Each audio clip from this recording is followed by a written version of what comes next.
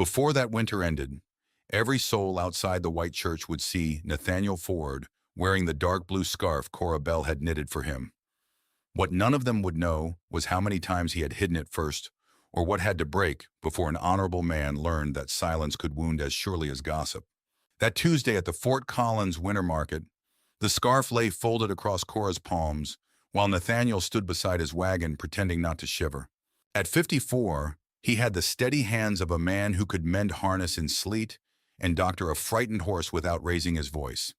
Yet he still wore the thin black coat he had worn to his wife's funeral. The wool had gone shiny at the elbows, and the north wind passed through it as if grief had worn holes no needle could find. "I made this for you," Cora said. Nathaniel looked at the scarf, then at the people moving among the produce wagons. "That is fine work." "It is warm work. Put it on." His mouth almost curved. "You have always been direct, and you have always mistaken delay for an answer." Cora was 26, not 16, though half the county spoke to her as if kindness had kept her from growing judgment. She had chosen the dark blue because it would hide dust, horsehair, and honest labor. There was nothing delicate about it. Each row was tight, even, and measured to sit beneath a working coat. Nathaniel took it carefully. His rough thumb passed once over the finished edge. "You should not have spent your evenings on me." "They were my evenings." That silenced him. He unwound the scarf and placed it around his neck. The blue changed him at once. It drew color into a face winter had made severe and made the funeral coat look less like a loyalty and more like a prison. For one unguarded moment, Nathaniel seemed warmer than the wool alone could explain. Then two churchwomen passed the wagon. One noticed Cora, the scarf, and Nathaniel standing between them. Her glance sharpened before she politely looked away. Nathaniel removed the scarf. He folded it with more care than before and tucked it inside his coat. "I will wear it at the ranch, but not here. Folks talk about me, about anything they do not understand." He lowered his voice. "You deserve better than having your name tied to an old widower because you showed him charity." Cora held his gaze. "You think calling my choice charity makes it smaller? That is not what I meant. It is what you decided." Around them, wagon wheels ground dirty snow into the road. Nathaniel could have put the scarf back on. Instead, he kept one hand pressed over the place where he had hidden it. Cora lifted her empty basket. "Keep it, but do not thank me for a gift you are ashamed to be seen receiving." She left before he could answer. By the time she reached the Bell Ranch, the afternoon light had flattened against the snow. Her parents' wagon was still somewhere behind her on the road, so Cora carried the market accounts into the barn herself. A dry pop sounded above the north stalls. She stopped beneath the loft ladder. The cattle shifted, their breath clouding the dim air. Cora set down the account book and studied the ridge instead of calling out. One roof post no longer met its chalk line. The gap was narrow, but it had not been there that morning. She led the nearest milk cow into the south bay, secured the gate, then climbed only high enough to press a measuring cord against the post. Nearly half an inch of movement. Cora marked the measurement on a clean sheet from the back of her account book. The beam answered with a second crack. Longer than the first, snow dust sifted through the boards and fell across the backs of the cattle still standing beneath the ridge. Cora opened every stall gate at once. The cattle resisted the narrow passage, crowding one another as another faint groan moved through the roof. She caught the lead cow by the halter, turned her toward the south bay, and used a scoop of oats to draw the others after her. Only when the final gate was latched did Cora return beneath the ridge. Her parents' wagon entered the yard before she had finished measuring. Her father came through the barn door with snow on his shoulders. "What happened?" "4 posts may have shifted. I need the loft cleared before I can tell how far." He looked upward, then reached for the ladder. Cora placed one hand on it. "Not until I brace the landing. If the north frame moves while you are above it, your weight will bring the load toward you." The firmness in her voice stopped him. Her mother carried the market parcels inside while Cora's father helped move the hay stored nearest the damaged wall. They worked without arguing, though his silence made plain how much the figures worried him. Cora spent the remaining light comparing the 4 roof frames. She stretched her cord from post to post, marked each displacement, and tested the joints with the handle of a hammer. Two posts had moved less than half an inch. A third had shifted farther. The fourth had opened at the mortise, where wind-driven moisture had worked into the wood and frozen. She drew all four on the clean sheet from her account book, adding the length and angle of every brace required. Her father studied the page beside the lantern. Seasoned pine for 4 frames will cost more than we have. We do not need 4 new frames. We need to hold them where they stand. Then sister the weakened posts. That still takes timber. Cora knew what would follow before he said it. Everett Hale has helped families arrange credit before. A lawyer knows which note is fair. A fair note is still a debt. So is losing the herd? It was not a foolish answer, which made it harder to dismiss. Cora folded the plan and put it in her coat. The roof must first survive tonight. She crossed the field to Nathaniel's ranch under a sky already whitening with cloud. He listened without interrupting while she described the split mortise and showed him the 4 measured shifts. "When does your father want me there?" he asked. "The plan is mine." Nathaniel's eyes remained on the page. Then he nodded. "When do you want me there?" "Before daylight." His wagon reached the Bell barn while the stars were still visible. Nathaniel stepped down carrying 2 stout braces, a hand auger, and a coil of rope. The dark blue scarf showed above his collar until he noticed Cora's father standing in the doorway. His hand rose. He pulled the black coat closed, hiding the wool. Cora said nothing. She handed him the plan and pointed toward the first post. Nathaniel followed her sequence exactly. They set the first brace low, bored the fastening hole, and tightened it against the shifting frame. The second went beneath the opened mortise. Cora checked both with her cord before allowing the cattle to remain in the South Bay. When morning wagons appeared on the distant road, Nathaniel pushed the scarf deeper beneath his coat. Her father tested the nearest brace with both hands. "That may buy us 3 days. Only if the weather keeps its promise," Cora said. The first snow struck the barn doors before noon. Wind drove it beneath the eaves, coating the loft boards. The new braces held through the first hard gust. On the second, the post above them groaned. A splintering sound cut through the barn. The lower end of the western brace split around its fastening peg. Cora was beside the broken brace before the splinters stopped falling. The timber had divided along a dark knot hidden beneath its lower face. Nathaniel reached for the fastening peg, but Cora caught his sleeve. "If you knock it loose, the frame drops the distance we gained." "What do you need?" "The wagon jack, 1 short block, and that coil of rope." Her father brought the jack while Nathaniel looped the rope around the post. Cora set the block beneath the sound portion of the brace and raised it only until the roof's weight shifted away from the split. Nathaniel tightened the rope. Snow pressed against the barn through the afternoon. When the wind weakened, a white ridge covered the lower half of the doors. Cora checked her chalk lines. The 2 worst posts had held, though not well enough to trust through another storm. Daylight revealed the storm ridge packed against the barn doors. Cora searched every outbuilding on the Bell property. Most of the stored lumber was cottonwood, soft and twisted. The old lambing shed offered 6 pine rafters, but only 2 were straight and sound. Cora marked the others with red chalk and chose the remaining pair. Her father frowned. "That shed will not stand without those. It has held no animal in 6 winters. We can rebuild it after the barn is safe." Cora rode into Fort Collins and spent nearly all the money from her autumn wool orders on iron spikes, 2 auger bits, and pine pitch. She returned with $6.20, enough for feed, but not the remaining frames. Nathaniel was waiting at the barn. The blue scarf showed briefly when he bent to unload his tools. He tucked it beneath his coat before her father joined them. Cora laid her plan across an overturned grain box. Its edges had softened from folding, and pencil darkened the places where she had corrected the angles.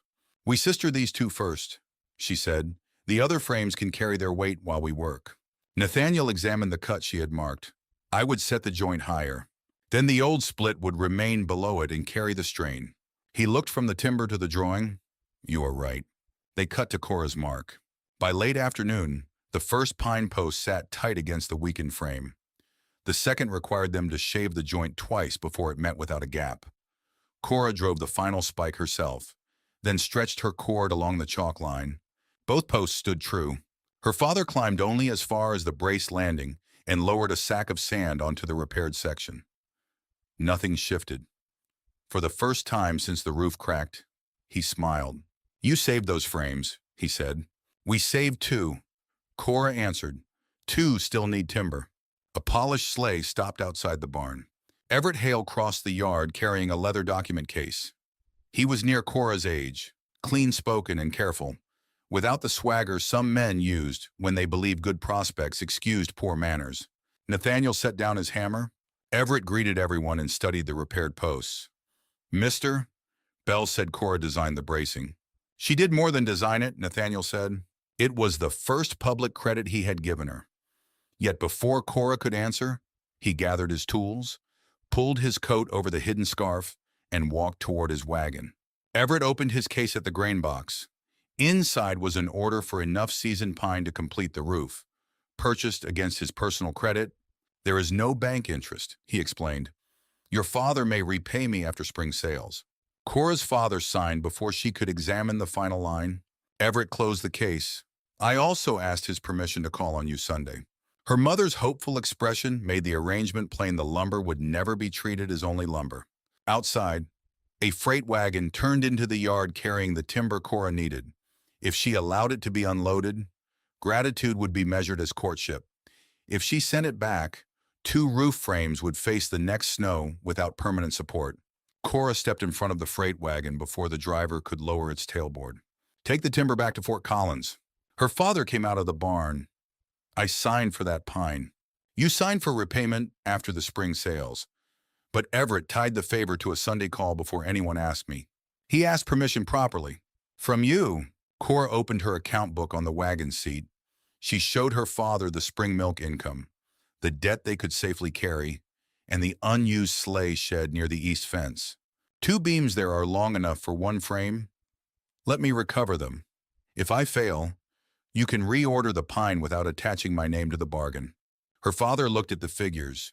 "You have until dark." Cora gave the driver a written refusal and watched the wagon turn toward town. She was removing the shed's second wall plank when Nathaniel rode into the yard. He glanced from the dismantled structure to the departing wagon. "You sent it back." It arrived carrying more than timber. He dismounted and took up the pry bar. Cora stopped him. "The long beams come down last. Loosen them now, and the whole side twists." Nathaniel surrendered the bar. "Tell me where to start." They stripped the shed from the bottom upward, stacking usable planks beneath canvas. Cora found 2 long beams, but an old iron bracket concealed a split in one. One beam would have to be enough. Inside the barn, Nathaniel steadied the timber while Cora marked the joint, then followed her cut without offering a correction. They lifted the beam with rope and the wagon jack. Cora drove the spikes while Nathaniel held the post true against her cord. The repaired frame did not move. 3 of the 4 chalk lines matched their original marks. Cora's mother brought coffee and biscuits, then returned to the house. Nathaniel sat on an overturned pail, steam rising from his cup. Snowmelt darkened his black coat. The blue scarf was still hidden beneath it. Cora tore a biscuit in half. "Does it warm you better where no one can see it?" Nathaniel looked at his closed collar. He set aside his cup and opened the coat. The scarf appeared, dark blue against black wool. He unwound it, shook away the dampness, then wrapped it properly around his neck. One fringe had loosened on his coat button. "It is warmer this way," he admitted. "Most honest things are." He gave a quiet laugh. It changed the barn more than the lantern did. For several minutes, they ate without speaking. Nathaniel did not hide the scarf, even when Cora reached across to tighten the loosened strand. "I kept this coat because it was the last one my wife saw me wear," he said. Cora smoothed the blue wool once. "A coat can remember without deciding the rest of your life." His hand closed around the cup. He did not answer, but neither did he cover the scarf. Sleigh bells sounded outside. Cora's parents entered with Everett behind them. Her mother noticed the scarf first, and her expression shifted before she recovered her smile. Everett looked at the repaired post. The returned lumber reached town. "I hope I caused no offense." "You offered help," Cora said. "The assumptions came from elsewhere." Her father cleared his throat. "Everett has offered to take us all to church Sunday. There is room in his sleigh." Nathaniel rose. He fastened the black coat over the scarf until no blue remained. "Then I suppose the matter is settled." "No one said that," Cora replied. He lifted his tools. Everett is a respectable man. You deserve a future people can understand. Cora stood between him and the door. There you go, deciding again. Nathaniel met her eyes, but stepped around her and crossed the yard. A gust struck the barn as his wagon disappeared into the falling snow. Cora turned toward the one unrepaired frame. Its chalk line had shifted nearly an inch. Cora ran her cord from the shifted chalk line to the nearest soundpost. The last frame had moved too far for another simple brace. She called her father back into the barn. Together they set the wagon jack beneath the sagging crossbeam, while Everett held a lantern beyond the danger line. Cora raised the jack one careful turn, then secured the frame with rope. It may hold until morning, her father said. It may hold 10 minutes, Cora answered. Keep the cattle in the South Bay. Everett followed the family into the house after the tools were cleared. He stood in the parlor with his gloves folded between his hands. I owe you an apology, he said to Cora. I offered lumber and asked permission to call.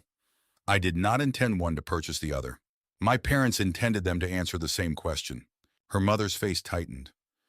We intended you to have security. Security with a man I did not choose. Everett glanced toward her father. You told me Cora welcomed the arrangement. I said she had no sensible reason to refuse. Cora's father spoke from worry rather than cruelty, but the words carried the same old judgment if her reasons differed from his. They could not be sensible. Everett set his gloves on the table. Then I withdraw the call. The lumber is already back in Fort Collins, he continued. The freight office will not send another wagon before Monday. I can still place the order then, with no personal expectation. Thank you. If we need it Monday, I will bring you terms based on the milk income. Everett inclined his head and left without anger. There are forms of protection that feel warm from the outside and airless from within. A life chosen for someone may be comfortable, respectable, even kindly meant, and still become a cage. Have you ever been offered help that required you to surrender the very voice the help was supposed to protect? A sharp report came from the barn. Cora seized her coat and ran into the snow. The rope had stretched. The final post leaned toward the north wall, and the cross beam rested hard against the wagon jack. Cora opened her folded roof plan beneath the lantern. Moisture blurred one pencil mark, but the measurements still showed where the load would travel if the mortise failed. The adjoining repaired frame would be pulled north. Every cow out, she ordered. Use the south doors. Do not cross beneath the loft. Her father reached for the jack. Leave it. Moving that now will bring the beam down. Cora's mother opened the outer gate while Cora led the first cow through the snow. The wind turned the animals back toward the barn, so she tied the lead rope to the yard fence and brought the others out one at a time. Everett, not yet beyond the lane, returned and helped guide them behind the house. A crack ran through the final mortise. Cora saw the adjoining post bend at its upper joint. She shoved the account box, augers, and iron spikes onto a feed sled. Her father pulled it through the south doors while she checked every stall. Clear, she shouted. They reached the yard as the final post broke. The north roof dropped with a heavy wooden roar. Its weight tore boards from the adjoining span and dragged part of the hayloft down. Snow rushed through the opening, swallowing the wagon jack and the stored hay. Wind snatched the roof plan from Cora's hand. She caught one corner against the fence, but the wet paper tore across the drawing. Half remained in her glove. The rest vanished beneath the fallen boards. No animal had been lost. The account box and tools were safe. Her measurements had given them time. But the cattle stood in the open yard with snow gathering along their backs. The house windbreak could shelter them for one night, no more. By Monday, the freight office could send timber. But the colder front posted at the rail station was expected before Sunday noon. Cora looked across the broken North Bay. One failed frame had pulled a second span down, leaving an opening too wide for canvas and too weak for another temporary brace. Her father joined her at the fence. We cannot rebuild two spans alone. We have 36 hours, and if we cannot, Cora watched the cows crowd against the house for warmth. Then we sell the herd before the cold takes the choice from us. The cattle were still crowded behind the Bell house when wagon runners scraped across the frozen lane before dawn. Nathaniel emerged from the snow with 2 horses and a wagon loaded with seasoned pine beams, roof boards, rope, and nails. The dark blue scarf was wrapped openly around his neck. Cora's father stood beside the damaged barn, but Nathaniel did not cover it. "I heard the roof come down," he said. "These beams came from my empty equipment shed." Cora examined the wood. Both pieces were straight, dry, and long enough for the fallen spans. "What do you want for them?" "The soundboards from your wreckage, after spring thaw. A fair trade." Nathaniel looked at Cora. "Where do you want me?" He had brought what she lacked without assuming the right to command. Cora unfolded the half of her plan she had saved. The wet paper had stiffened overnight, one torn edge cutting through the measurements for the adjoining span. She held it against the surviving frame. "The first replacement carries the second. We cut the lower joint before raising either beam." Her father studied the damaged drawing. "Can you recover the angle?" Cora stretched her cord between two undamaged chalk marks, compared the rise of the standing frames, and drew the missing angle onto the new pine with charcoal. "There it is." They worked beneath lantern light while the wind sharpened from the north. Cora marked each cut. Nathaniel and her father handled the crosscut saw, then shaved the joints to her lines. Her mother kept the cattle behind the house and brought canvas for the open stalls. The first beam rose on ropes shortly before sunrise. Ice stiffened the knots, forcing Cora to warm them inside her gloves. Nathaniel held the guide rope while her father worked the wagon jack beneath the lower end. 2 inches left, Cora called, "Hold there." A gust struck the suspended timber. It swung toward the standing frame. Nathaniel braced against the rope. The loosened fringe of his scarf caught on a rough peg, pulling the wool tight across his shoulder. "Do not release the line," Cora said. "I will not." She cut the snagged fringe with her work knife and freed him. The torn end whipped against his coat as the beam settled into its joint. Cora drove the first spike. The second span rose beneath a hard, pale sky. Wind tore the paper plan again, so Cora tucked it beneath the grain box and transferred every needed measurement onto the wood. Pine pitch blackened her gloves and smeared Nathaniel's scarf as he fastened the final brace. Cora checked every joint with her cord, then sealed the boards before canvas and shingles covered them. 2 damaged spans had become 2 standing spans. When snow began again, it struck a sealed roof. The cattle returned through the south doors. The colder front was still hours away, but the wind already carried its deeper bite. Cora's father pressed one palm against the nearest post. "Your plan held." Nathaniel shook ice from the torn scarf. "Her plan told the rest of us where to put our strength." The acknowledgement mattered because no one had demanded it. They stood inside the repaired north bay while her parents settled the cattle. Nathaniel touched the shortened fringe. "I told myself hiding this protected you," he said. "Truth is, it protected me. If people laughed, I could bear it. If you chose me and regretted it, I could not. So you saved yourself from my answer by answering for me." "Yes." The word carried no defense. Cora folded the torn plan along its only dry edge. "Do you want to know what respect looks like?" Nathaniel waited. "Come to church tomorrow. Wear the scarf where everyone can see it. Do not ask my father what future I want. Ask me." Her father heard from the next stall. This time, he said nothing. Nathaniel looked down at the pitch-stained wool, its fringe cut unevenly by her knife. "And if I cannot, then step away honestly, but do not call hiding an act of kindness again." Nathaniel wrapped the damaged scarf around his neck and walked into the snow without giving her a promise. By Sunday morning, he would either wear it where everyone could see or lose the right to call his silence honorable. Sunday morning hardened the snow until the road rang beneath the sleigh runners. Cora sat beside her mother while her father drove toward the white church north of Fort Collins. Behind them, the repaired barn carried the colder front without a tremor. Cora had tested every chalk line before leaving. All 4 stood true. Nathaniel's ranch road remained unbroken by wagon tracks. Her mother adjusted the blanket. "Everett may still be at church. You could sit with him without promising anything. I can also sit where I choose." Her mother said no more. Nearly every hitching rail was occupied when they arrived. Families gathered on the steps, stamping snow from their boots. The 2 women who had seen Cora give Nathaniel the scarf at the market stood beside the entrance. Everett arrived alone and greeted Cora without wounded pride. "The freight office received your revised payment terms," he said. "They were better than mine." He offered her a folded copy. Cora's father reached for it from habit, then stopped before his hand touched the paper. Cora accepted it herself and placed it inside her coat. The first bell rang. Nathaniel had not come. She searched the road between the bare cottonwoods. Every dark shape became a wagon for half a heartbeat, then resolved into fence post, branch, or shadow. Cora's father nodded toward the doors. We should go inside. One woman on the steps glanced down the road. Perhaps some folks remembered that private kindness is best left private. The sentence carried far enough. Cora turned toward the church. She would not wait in the snow, as if Nathaniel's courage determined her dignity. Her mother moved beside her. Cora designed the repair that saved our barn. I expect she understands her own kindness. The woman lowered her eyes. Cora looked at her mother. No apology passed between them. Her mother had stopped explaining Cora and begun believing her. The second bell started.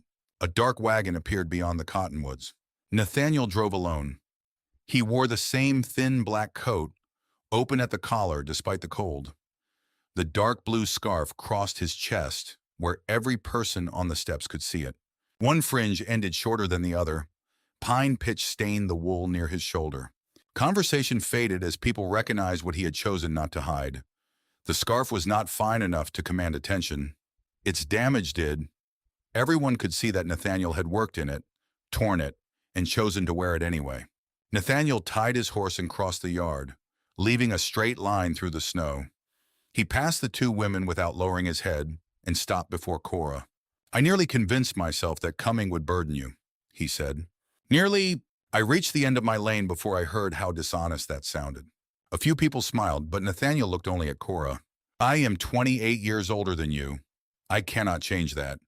And I cannot stop people having opinions, but I can stop giving those opinions more authority than yours. Cora's father shifted as if to speak. Then he let his hands fall to his sides. Nathaniel continued, Cora Bell, may I call on you openly, through the front gate, with the intention of courting you? He had not asked her father. He had not hidden the scarf. He placed the choice where it belonged. Yes, Cora said, not because you brought timber or helped save the barn. I chose you before you learned to believe my answer. Nathaniel's breath left him in a pale cloud. He did not reach for her until she offered her gloved hand. Everett stepped away, giving Nathaniel room beside her. That sounds like a sensible answer to me. Her mother moved away from Everett's side and made a place for Nathaniel beside the family. The gesture said more than permission could have. Her father looked at Nathaniel. Cora keeps her own hours. Ask her when she wishes you to call. I will. Her mother opened the church door and waited for Cora to enter first. Nathaniel removed his hat inside, but not the scarf. Cora chose a place halfway down the aisle, and he sat beside her while the damaged blue wool remained visible above the pew. When the hymn began, Nathaniel opened the book between them instead of choosing the page alone. For the first time, the town did not see a young woman bestowing charity on a lonely widower. They saw two people sharing the weight of one choice. Wednesday sunlight loosened the ice along the bell porch when Nathaniel came through the front gate for the first time. He tied his horse at the rail, climbed the steps, and knocked instead of turning toward the barn or calling for Cora's father. Cora opened the door. I was told to ask when you wished me to call, he said. Is Wednesday at 2 acceptable? She looked at the clock behind her. You are 3 minutes early. I can wait by the gate. Cora handed him his hat. You can come inside. Her mother poured coffee. Her father discussed the repaired roof, then stopped before assigning Nathaniel another task. Cora knows what remains, he said. Ask her. Nathaniel did. At his next visit, Nathaniel again came through the front gate in daylight and asked before taking up a tool. When he wanted Cora to examine a leaning corral gate, he brought his measurements instead of a finished answer. She corrected the hinge placement, and he moved it without defending the first attempt. The broken barn changed with them. Fresh boards covered the north bay. 4 chalk lines remained on the posts, each one true. Cora pressed the surviving half of her roof plan flat beneath scrap glass and tacked it inside the barn. The paper stayed wrinkled, torn, and stained with pitch, but every visible measurement led to something standing. When the thaw softened the fallen boards, Nathaniel collected the sound lumber promised in their trade. Cora's father offered to help load it, then looked toward her. The agreement was Cora's. He said, she will tell us which boards are yours. Cora chose the sound pieces. Nathaniel accepted exactly those and no more. Her parents did not change through speeches. They changed through questions. Her mother asked whether Cora wanted company in town rather than arranging it. Her father placed the spring livestock figures beside her plate and waited for her judgment. Cora kept 12 milk cows, sold 2 older animals, and used the proceeds to restore the winter hay reserve. Nathaniel listened as she explained every figure. Would you look at my ranch accounts next? Are they in trouble? No, I would like to keep them that way. The blue scarf remained less easily repaired. Cora sat with it beneath the parlor lamp, trimming the fibers damaged by the wooden peg. She reinforced the shortened fringe with dark thread, but left the pitch stain near Nathaniel's shoulder. I could knit another, she said. Nathaniel shook his head. That one has not earned anything yet. And this one has. It got me through a barn roof and a church door. Cora returned it to him. Then wear it. Do not preserve it in a drawer. He wrapped it around his neck, uneven fringe and all. Fresh snow brightened the churchyard on the last cold Sunday of winter. Nathaniel arrived at the Bell Ranch early and waited outside the front gate until Cora came down the path. He asked whether she wished to ride or walk. She chose the sleigh and took the reins while he sat beside her without correcting her hands. At the white church, people noticed the blue scarf. Some nodded, others merely made room on the steps. Neither response decided anything that mattered. Cora straightened the uneven fringe beneath Nathaniel's chin. The pitch stain remained visible against the dark wool, like the torn plan preserved inside the barn. Neither object was beautiful because it had escaped damage. Both mattered because they had passed through winter and stayed useful. When the church doors opened, Nathaniel kept the blue scarf at his throat and Cora's hand in his, and neither of them stepped apart.